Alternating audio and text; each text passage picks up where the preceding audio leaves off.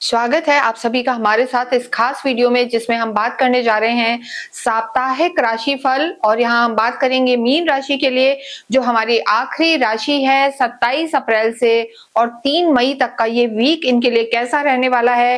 देखिए, आपकी 7.5 चल रही है, सेकंड फेज है, तो मानसिक तनाव तो यहाँ पर चल रहा है। आपकी ही राशि में शनि, मंगल और नीच के बुध इस समय चल रहे हैं। कोई भी गलत निर्णय ना हो, जल्दबाजी में कोई डिसीजन ना लें।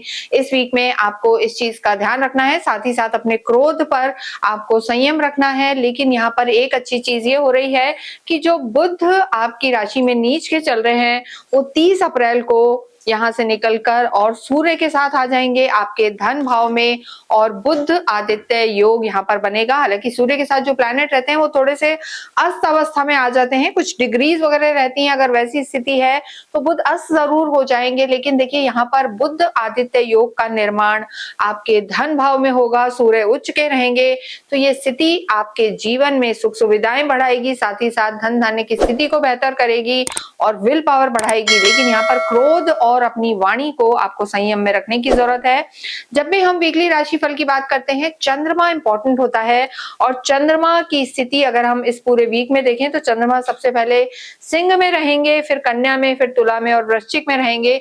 यानी आखिरी दिन चंद्रमा वृश्चिक में होंगे। वो त्रिकोण भाव है, लेकिन चंद्रमा नीच के हो जाएंगे। और उससे पहले अगर हम बात करें, 1 और 2 तारीख को चंद्रमा आपके अष्टम में रहेंगे। जब भी चंद्रमा चौथे घर, 8वें या 12वें घर में चले जाते हैं तो वीक हो जाते हैं, निर्णय शक्ति को कमजोर करते हैं।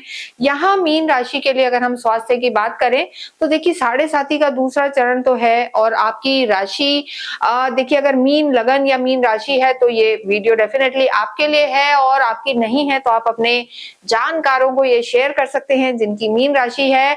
और यहाँ पर कुंडली देखना भी अति आवश्यक है। अगर आपकी कुंडली में शनि की स्थिति खराब है, शनि नीच के हैं, शत्रु घर में है, तो इस वीक में आपको थोड़ा सा तनाव रह सकता है, मानसिक तनाव रह सकता है।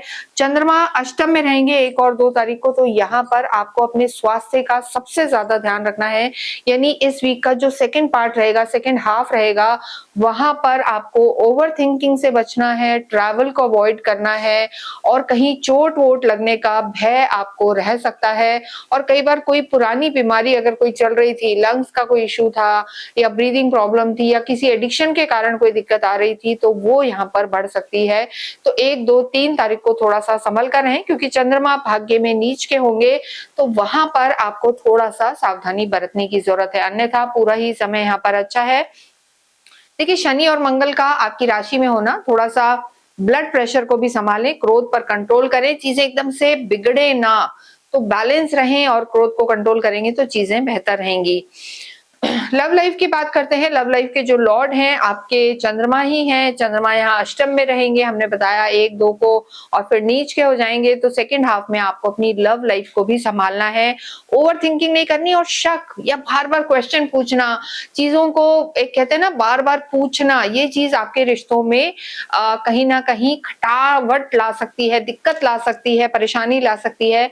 तो इस चीज को आपको संभालना है। लव लाइफ को भी संभालें। वैवाहिक जीवन की बात करें, देखिए मीन राशि के लिए अगर हम देखें तो भाग्येश मंगल है, धन भाव के लॉर्ड भी मंगल है, सूर्य उच्च के हैं, तो कार्य क्षेत्र बहुत अच्छा है, मान सम्मान प्रतिष्ठा बढ़ेगी। लेकिन पर्सनल लाइफ में, वैवाहिक जीवन हो चाहे लव लाइफ हो, रिश्तों को संभालने की जरूरत है। क्योंकि देखिए, शनि मंगल का आप ही की राशि में होना और सप्तम भाव पर शनि मंगल और नीच के बुध की दृष्टि थोड़ा सा आर्ग्यूमेंट्स करवा सकती है, छोटी छोटी बातों में गुस्सा होना, और मंगल दोष भी यहाँ पर बन रहा है। तो वैवाहिक जीवन एक ऐसा फ्रंट है जहां मीन राशि वालों को सबसे ज्यादा संभलने की जरूरत है। मांगलिक दोष बना हुआ है, मंगल का दृष्टि देना, मंगल का आप ही की राशि में होना, लगन में होना, ये परेशानी रह सकती है। नए रिश्तों की शुरुआत के लिए या फैमिली प्लानिंग के लिए हम कहेंगे समय, ये वीक उतना ज्यादा अच्छा नजर नहीं आ रहा है, और सेकंड हाफ में ज्यादा ध्यान रखने की आपको जरूरत है।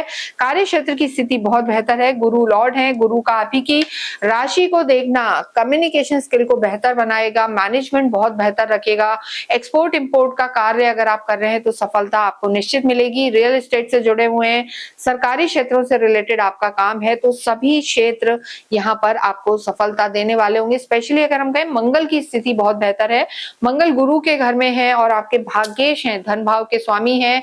पैतृक संपत्ति से उलझा हुआ कोई विवाद है तो आपको सफलता दे सकता है। आप गवर्नमेंट जॉब में हैं, पुलिस में हैं, आर्मी में हैं, स्पोर्ट्स में हैं, इलेक्ट्रॉनिक्स का कार्य करते हैं, मेटल का कार्य है या सर्जन है, सभी के लिए ये वीक सफलता दिलाने वाला होगा। धन की स्थिति बेहतर रहेगी और विद्यार्थियों को भी यहाँ सफलता मिलेगी क्योंकि सूर्य उच्च के चल रहे हैं। हायर एजुकेशन गवर्नमेंट एग्जाम में आपको सफलता मिल सकती है। देखिए, आध्यात्मिक आप होते हैं और शनि की जब 7.5 होती है तो व्यक्ति वैसे भी एक डिटैचमेंट की तरफ जाता है, उसे लगता है वास्तव में कोई सगा नहीं है और अध्यात्म से वो जुड़ता है। और मीन राशि की यहाँ 7.5 का सेकंड फेज है, आध्यात्मिक आप रहेंगे। आपके लॉर्ड गुरु की स्थिति बहुत अच्छी है तो यहाँ दान पुण्य, धार्मिक कार्य, पठन पाठन, इन सब में आपकी रुचि और धार्मिक मंदिरों में जाकर, धार्मिक डेफिनेटली मंदिरों में जाएंगे तो धर्म ही बढ़ेगा।